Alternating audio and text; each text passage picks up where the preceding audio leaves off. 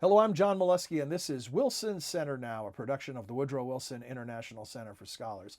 My guest today is Robert Litwak.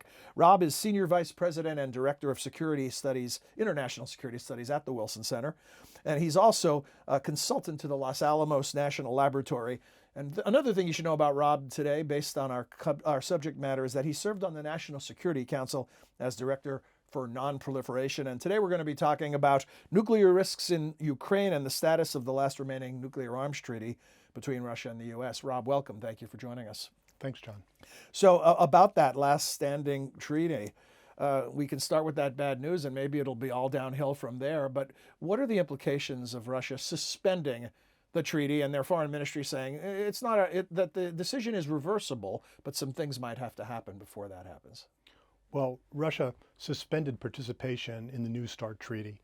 This was the last vestige of the Cold War era arms control that had constrained the nuclear arsenals of the superpowers, and it extended into the post-Cold War period. And other components of the arms control architecture, the Anti-Ballistic Missile Treaty, the Intermediate Nuclear Forces Treaty that Reagan had negotiated, have been either abrogated or they've run their course. So this treaty, which constrained the ballistic missiles, the strategic ballistic missiles pointed at each other, the superpowers. The number, it put a cap on 1,550. It was the cap. It was the last piece. It was extended by Biden and Putin one final time until 2026. Putin suspended Russian participation, and suspension, they had not really been cooperating in the implementation of the treaty beforehand, but suspension may well kind of morph into abrogation. And then we're left with, the bottom line is that the arms control architecture that had existed and managed competition between the superpowers has been dismantled. Were both nations at the cap or near the cap? Both were close to the permissible numbers of deployed strategic nuclear forces. But if I could just take a minute and pull the optic back and put this into context. The use of history as a tool of analysis is the métier or the brand of the Wilson Center. So let me take a moment and just address the historical context. The Ukraine war has been conducted under a nuclear shadow. Putin has been nuclear saber rattling, and at the same time, half a world away, tensions have increased with China over Taiwan. And the argument that I'd make, the takeaway from where we're at now, is that two dangers of the Cold War era are being recast in the new context. Let me take a minute just to flesh that out. During the Cold War, analysts described two distinct dangers. One was what they called the stability-instability paradox. That if you had a stable strategic nuclear balance, that conflict and confrontation could be deflected to peripheral areas like Vietnam and Angola, what we then called the Third World. These were clearly of peripheral interests, all right? The competition now, though, is not over peripheral interests, it's over vital interests. Ukraine and Europe, and it's not just Ukraine, it's the whole periphery in Europe of Russia, the Russian Federation, and in Asia, it's Taiwan. So recasting number one, the stability-instability paradox, they called it a paradox because it was a stable strategic balance leads to conflict potentially in the periphery. Now we're talking about confrontation in areas that are of vital interest to both parties. The second recasting stems from an article that was written in the late 50s by the RAND strategist Albert Wallstetter, who talked about the delicate balance of terror. And his argument was, hang on, maybe the central strategic balance is not so stable itself. All right? And what he had in mind was the vulnerability of the nuclear forces on both sides to a surprise attack, a first strike, as the strategists refer to it. That came to a head during the Cuban Missile Crisis when the Russians made a desperate gamble to redress the strategic imbalance that existed then by putting these intermediate range missiles in Cuba to threaten the East Coast. In the aftermath of the Cuban Missile Crisis, the Soviet Union, like the United States, deployed secure second strike systems that allowed for assured retaliation. And assured retaliation, mutual vulnerability, the infelicitous acronym mutual assured destruction, was the foundation of strategic stability. So you had those two kind of risks which were managed during the Cold War. In the current era, not only are the stakes vital, but also the central strategic balance itself is becoming more delicate. One aspect of it is the decline of the dismantling of the arms control architecture. Another is the extension of competition into new domains, space and cyberspace, outer space and cyberspace. And in these, the scenarios of concern now are that in a crisis, one side or the other may initiate action in these new domains that have unknown escalatory potential. And this could be a pathway of how a superpower or a great power conflict could arise. And indeed, we now are not just talking about two superpowers, we're talking about a tripolar system, because China is increasing its nuclear arsenal and on a trajectory probably by the 2030s, mid-2030s, to achieve parity with the United States. So we're moving from a bipolar system into a tripolar system in a context where two dangers we thought had been addressed during the Cold War era are being recast because the stakes are vital and because the central strategic nuclear relationship is is more delicate, to use the term from Wohlstetter. I hope, sorry to take a minute or two just to flesh it out, because that's the framework of analysis for us now. You know, it brings up so much, and I hardly know where to begin, but let me start with invoking the Cold War and the zenith of the Cuban Missile Crisis. So what you describe sounds to me, as a layperson when it comes to this, as this is more dangerous. The stakes are higher, the arsenals are larger. We're not dealing with peripherals. Right. So this is this the most dangerous period the world has seen as it relates to potential nuclear conflict? We're in uncharted waters because we've moved to a tripolar system. Relations have deteriorated. We're now the locus of confrontation are vital interests, vital stakes on both sides, with escalatory potential. During the Cold War, there was a central front in Europe, and it was clear that Warsaw Pact and NATO, what the territorial status quo was. It was backed by a nuclear deterrence system that made war unthinkable, and it created what Yale historian and a former Wilson Fellow John Gaddis referred to as the long peace. It was like clear commitments backed by nuclear weapons. Now we're into competition over vital stakes, new actors, with China kind of moving from a minimal deterrence stance to moving towards parity with the United States and Russia.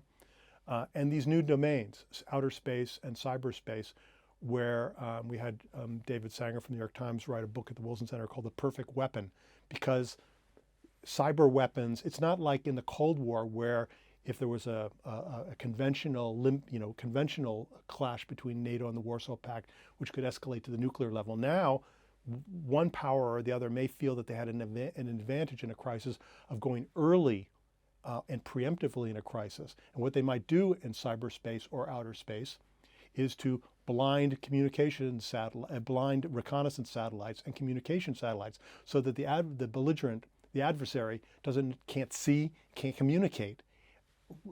High escalatory risks arising from that. And there's no dialogue between us. So that's not, I was going to ask you a question about, is there some good news around the technology we use to monitor each other and to know what's happening and to maybe not get an itchy trigger finger as a result of that? But what you just described is, that's at risk as well. Yes, those are new escalatory pathways. And I think in a way, and there's been, the Chinese decision making is opaque, the whole system is, but they may not, the question is whether the Chinese view the use of cyber weapons as, in this context of the assets of the great powers to communicate and observe, whether they view that as escalatory, or not. I mean, because it's, as they say in the Pentagon, non-kinetic. It doesn't involve explosives. And they may view that as not being as escalatory as we do. But the main point, the foundation of strategic stability is, from the Cold War era into the present, has been assured retaliation, that both sides, it was a peace based on mutual vulnerability, which the United States has never accommodated to psychologically, because as one of our colleagues puts it, we have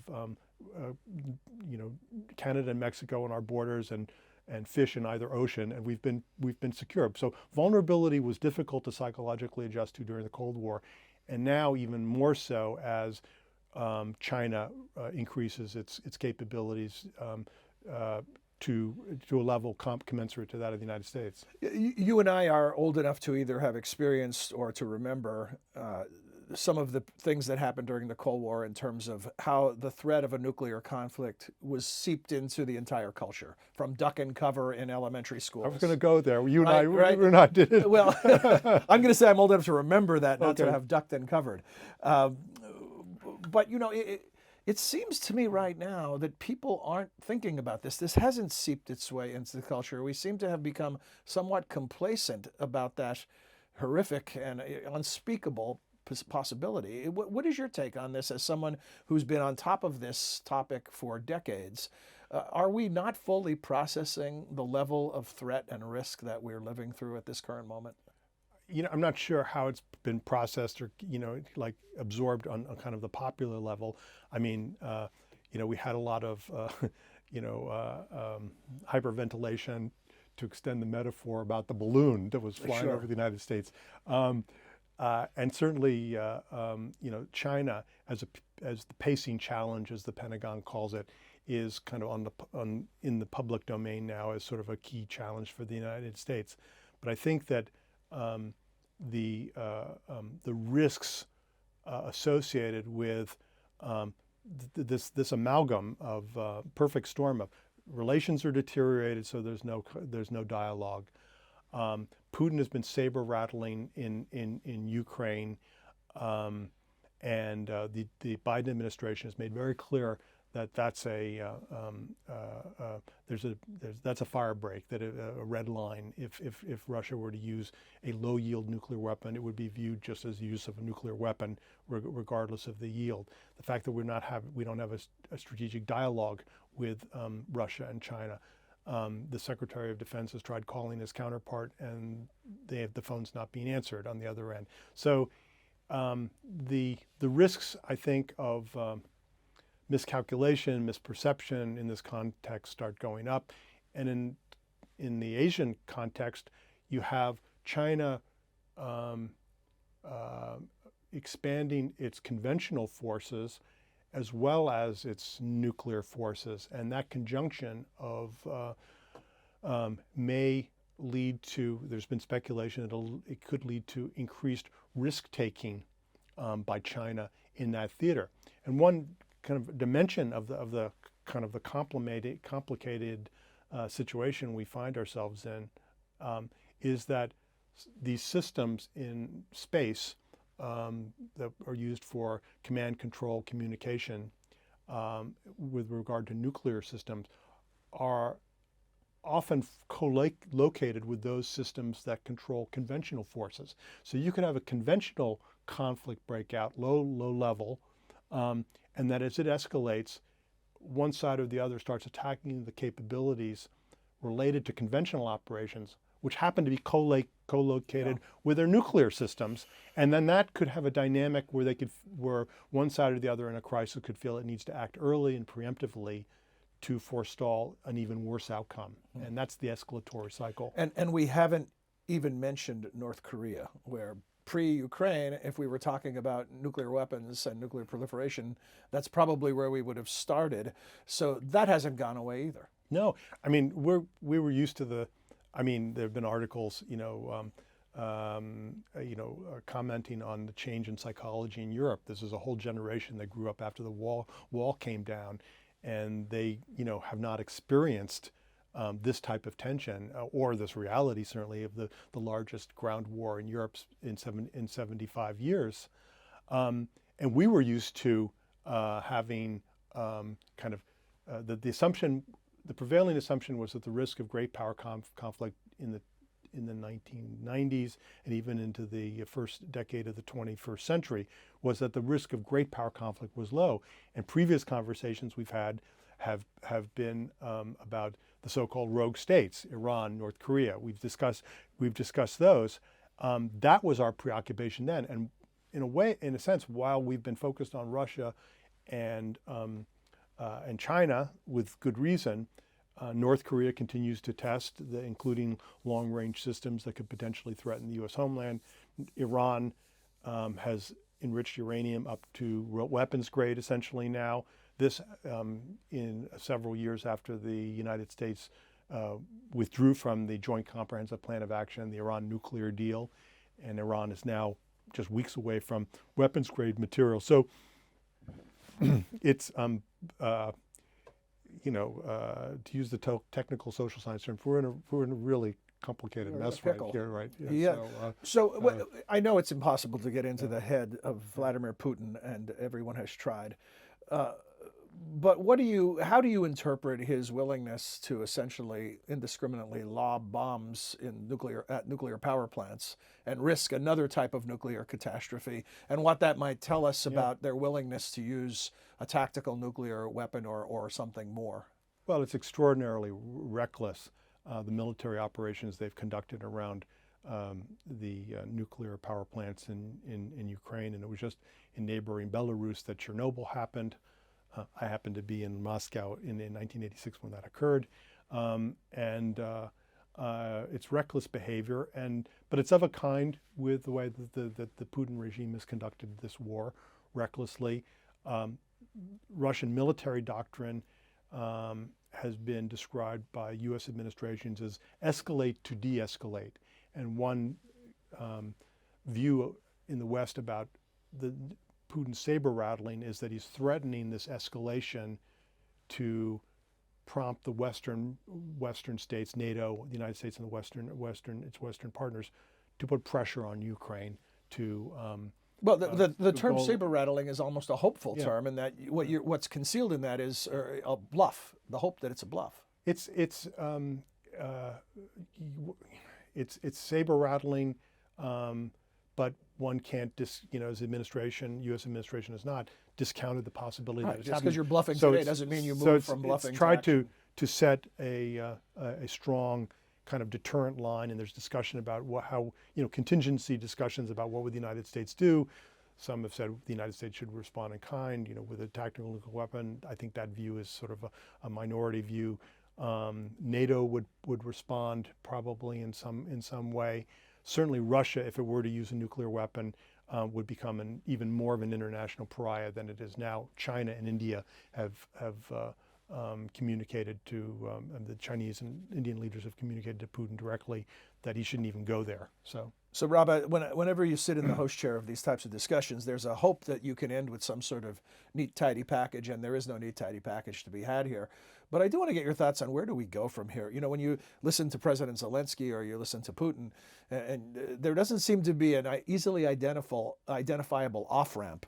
Nobody's talking about negotiations or being willing to give. It seems to be we're in it to win it, and neither side backing down. So with all of that context, with the new tensions with China, perhaps if U.S. and China had a better relationship right now, there could be more leverage to bring to bear. Where do you even begin to put this back together again? Well, I can't comment really authoritatively on the kind of the Ukraine settlement negotiations. Yeah. I mean, eventually there'll be a diplomatic track, but just kind of pulling back to the optic to the kind of the great power, the tripolar relationship. The previous publications I've done are on our website, on my webpage. I'm working on a new publication called Tripolar Instability on the U.S., Russia, China nuclear relationships. There, the dilemma is that, you've had all of those structural factors that I mentioned, but in addition, relations have deteriorated and they've become virulent. And there's no channels for a strategic dialogue. The Biden administration has proposed it with China and has been rebuffed. It's not, now is not the time to have such a dialogue with Russia, though the Biden administration tried to break the link between the New START treaty and the Ukraine conflict, saying that there's a mutuality of interest in New START. and the constraints that that places on both sides, and the United that should be, continued. There may be some informal steps that can be taken where both sides would abide by them. And one, for instance, is on anti-satellite weapons. The Chinese, Russians, and the United States have all tested anti-satellite weapons, kinetic ones, so that it's launched and then it maneuvers nearby a satellite, explodes, destroys that.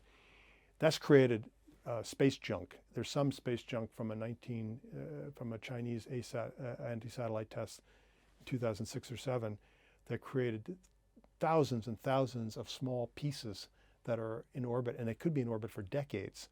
So it's almost like an environmental measure, like the Limited Test Ban Treaty on nuclear testing that was concluded in 1963, an environmental measure like let's not pollute space with space garbage from anti-satellite tests. That might be a kind of a tacit measure, tacit in the sense that it wouldn't be agreed to as a formal kind of a treaty or agreement, but just tacit that all sides would abide by, that we're not going to test these systems. There's systems that could make things even worse, like those there's a prohibition on orbiting weapons in space, but there are some kind of suborbital systems that could be quite destabilizing. You've heard probably about hypersonic glide aircraft, that can maneuver and add a new challenge to strategic stability. So there may be, there may be opportunities to take coordinated unilateral steps, as it were. But beyond that, it's hard to see from where we're at right now of what could be done. I mean, in Asia, the navies of China and the United States, there are some measures to prevent incidents at sea, things that incidents that could happen and then escalate. I think those would be areas we might focus on. Well, Rob, as always, from your historic work on rogue nations and other things to your current, I look forward to this upcoming paper on tripolarity. It's been really useful to speak to you and have you cut through the confusion and the complexity and give us a context for understanding and thinking about these things. So thanks again for another terrific presentation. Thank you, John. Our guest has been Rob Litwak. As he mentioned, if you come to wilsoncenter.org, you can find Rob's work, past and present and future, more as he previewed. New stuff coming up soon. We hope you enjoyed this discussion. As perhaps unpleasant as the topic is, we hope you learned something from this discussion and that you'll join us again soon. Until then, for all of us at the Center, I'm John Milewski. Thanks for your time and interest.